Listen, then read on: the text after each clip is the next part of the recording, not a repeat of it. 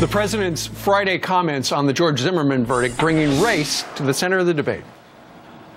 When Trayvon Martin was first shot, I said that this could have been my son. Another way of saying that is Trayvon Martin could have been me 35 years ago. There are very few African-American men in this country who haven't had the experience of being followed when they were shopping in a department store. That includes me. All right, did the president miss the point here, or was he right on target? Joining us right now, radio talk show host Larry Elder. Larry, were you glad the president came out? Do you thought it was appropriate that he did so on Friday?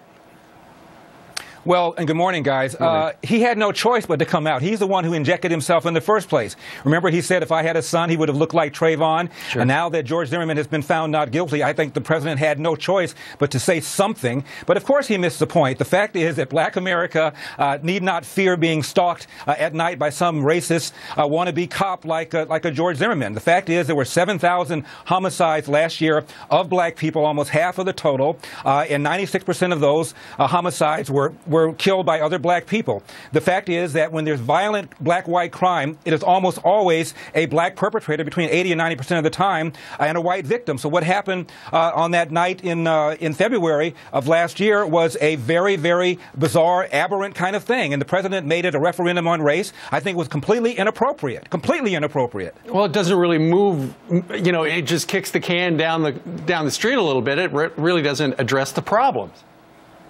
Well, it doesn't address the problem on so many different levels. First of all, every career prosecutor I know called this case a, quote, dog case, meaning it's a reasonable doubt case. Most people I know never would have brought it. And now that it was brought, the president didn't prepare the country for the likelihood that George Zimmerman was going to be found not guilty. Angela Corey did not prepare the country for that likelihood. That was their political mistake. Again, this was a dog case, a reasonable doubt case. It never should have been brought. And I don't believe that George Zimmerman is even going to be brought up on civil charges. I don't think they're going to file it because of all the stuff about Trayvon Martin's background that was excluded by this judge. Well, let me ask something, Larry. In your opinion, because the president kind of weighed in, if roles were reversed and Trayvon Martin was in the position of George Zimmerman, Zimmerman in the position of Trayvon Martin, do you think the case would have come out the same way?